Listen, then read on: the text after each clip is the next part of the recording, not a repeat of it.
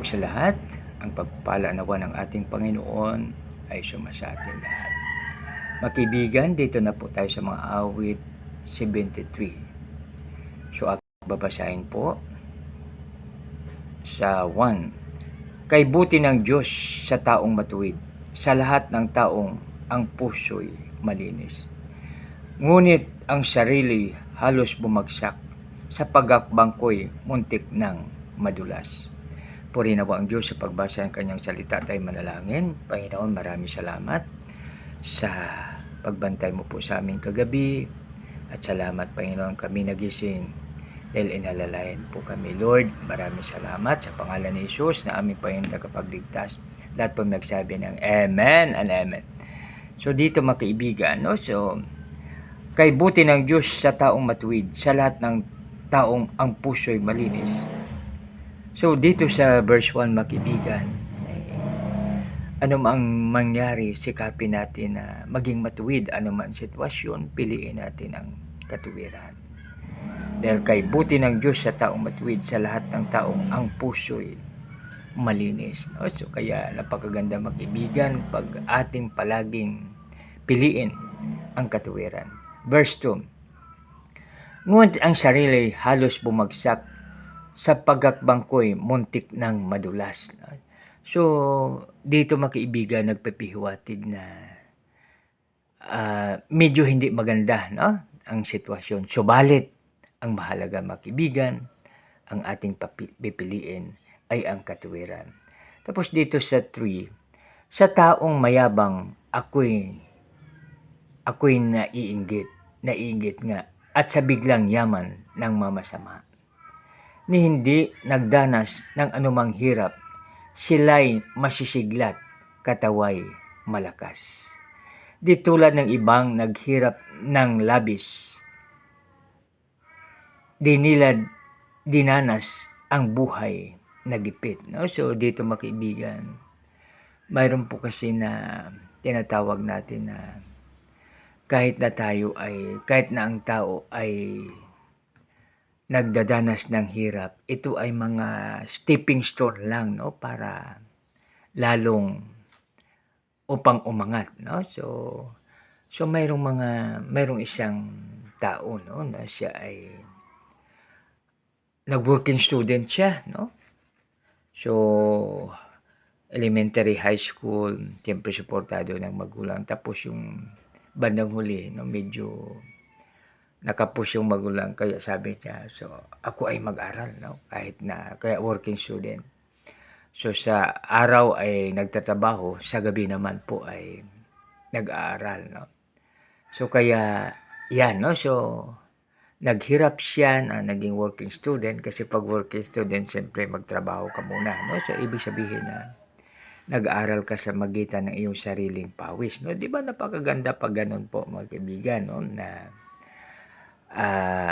ang magulang ay makaano sila, no, makaluwag-luwag, no, kasi siyempre hindi sila problema sa tuition. So kanila lang kung ano yung may mga extra ibigay doon sa anak na nagwo-working student, no? So di ba maganda pag ganun, no? So yan, dito ngayon sa 6, ang pagmamalaki ay kinukwintas at ang dinadamit nila ay pandarahas. So dito mga kaibigan, no, so hindi po tayo dapat kung ano man, no, kundi hayaan natin.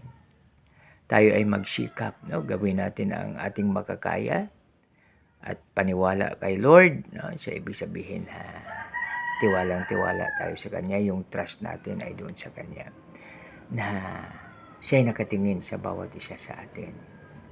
Dito naman sa 7, ang tibok ng puso ko'y pawang kasamaan, at masama rin ang nasa isipan. Mga ibang tao'y pinagtatawanan ang yayabang nila. Ang layon sa buhay ay ang pang-aapi. Ang layon sa buhay ay ang pang-aapi. So dito mga kaibigan, no? At masama rin ang nasa isipan. Mga ibang tao ay pinagtatawanan ang mayabang nila. Ang taong sa buhay ay ang pang-api sa kapwa nila lang. No?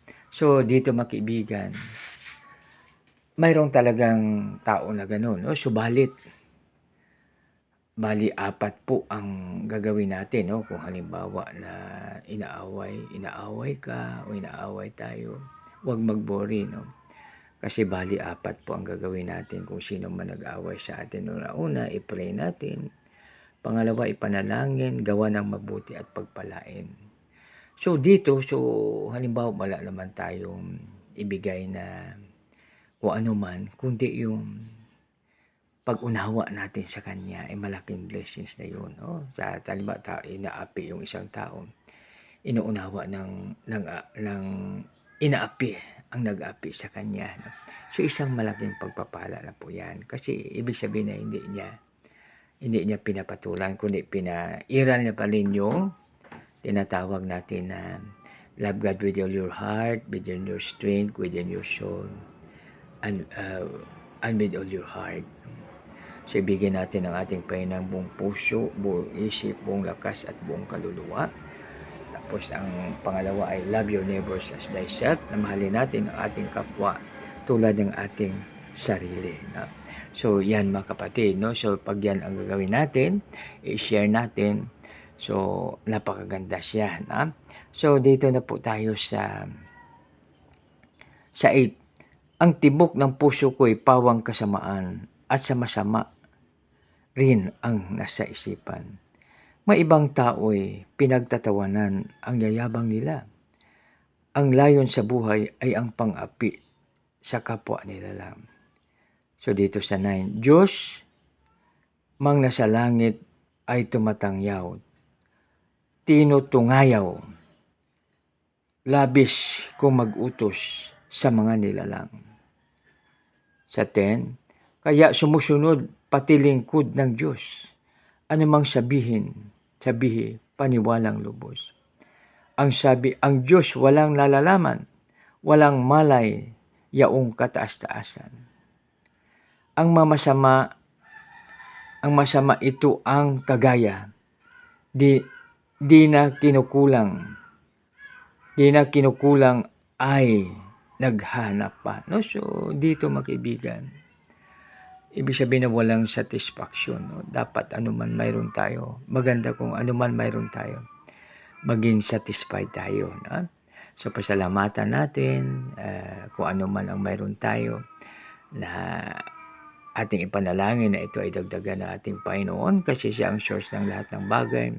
Siya ang dahilan sa lahat ng bagay. No? Kaya napakaganda pag tayo ay may trust sa ating Panginoon. No? So yan.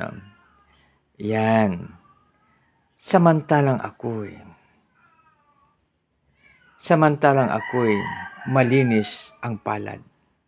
Hindi nagkasalat, lubos na nag-ingat sa aking matamoy kabiguang lahat. Diyos, pinagtiis mo ako ng hirap, sa tuwing umagay parusa ang gawad. Dito sa 15 mga kaibigan, kung ang ito'y aking sasabihin, sa malingkod mo ako'y magtataksil. 16, kaya't sinikap kong ito'y saliksikin, mahirap-hirap mang ito'y unawain. Gayon man sa templo'y doon ko natuklas, na ang masama ay mapapahamak. So dito sa 17 mga kaibigan.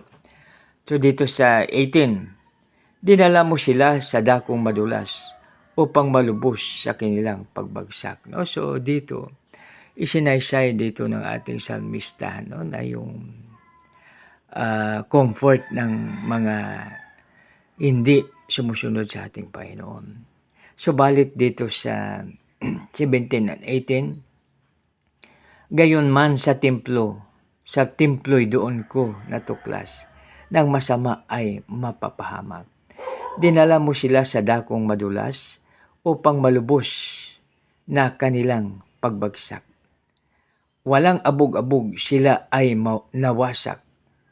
Kakilakilabot, yaong naging wakas. No? So, dito napakaganda mga kaibigan. No? Sinasaysay na ang hindi sumusunod sa ating Panginoon, yun po ang mangyari.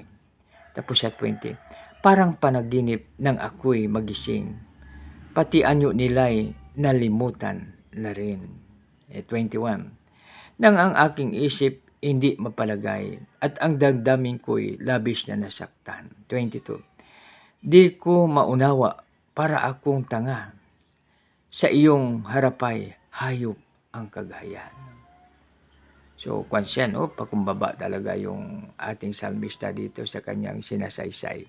So, dito ngayon sa 23, gayon pa may sinasamahan mo ako, sa aking paglakad ay inaakay mo. No? So, dito mga kaibigan, ang pinakamahalaga ay tayo ay sa ating Panginoon. No? So, kaya pagising natin sa umaga, awitan natin siya ng awit na papasalamat, awit na papuri at awit na pagsamba, no? Dahil nakalagay sa Matthew 6:3, seek ye first the kingdom of God and His righteousness, and all these things shall be added unto you, no? So yan, palagi wag tayo magsawa, kasi yan ang ating tinatawag na duty first, God first, no?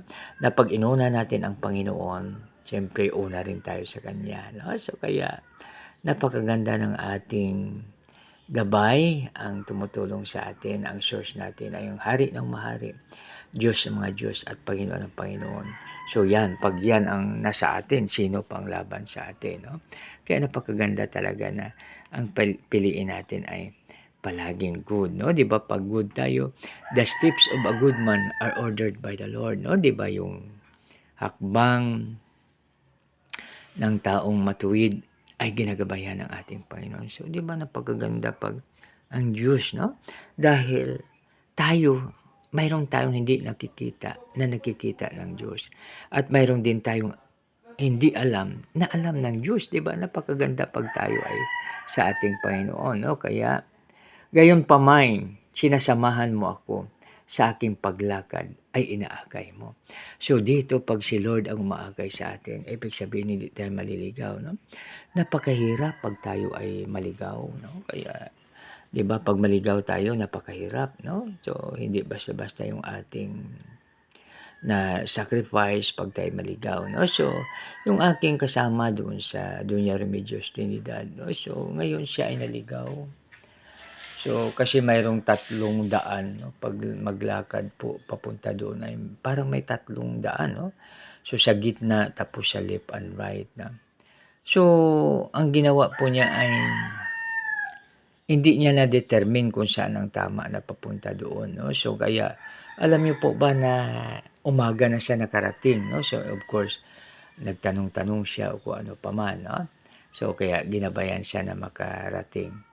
Kaya napakahirap mga kaibigan pag tayo ay maligaw, no? Kasi unang-una, no, pag maligaw tayo, so siyempre yung oras natin ay maapektuhan. So ngayon, tulad dito sa C5, no, so mayroon kasi diyan na U-turn. Kung doon ka halimbawa hindi ka makadaan doon sa U-turn na pupunta ka sa kabila, maligaw ka, mahirap, no? Tapos halimbawa makakadaan ka naman doon sa U-turn, babalik ka, ang tagal pa bago ka naman makabalik doon sa gusto mong pupuntahan, no? Kaya dapat may, at salamat ngayon dahil may mga no? May mga apps na nagtuturo kung saan ang tamang daan, no? Kaya napakadali na, no?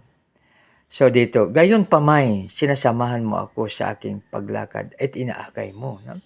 So siyempre pag si Lord ang umaakay sa atin, sure ball talaga, no? Ibig sabihin na wala tayong magiging problema dahil siyempre si Lord ang umaakay sa atin, no? Kaya yan, no? So gayon pa may, sinasamahan mo ako sa aking paglakad ay inaakay mo. So yan, no? Napakaganda na inaakay tayo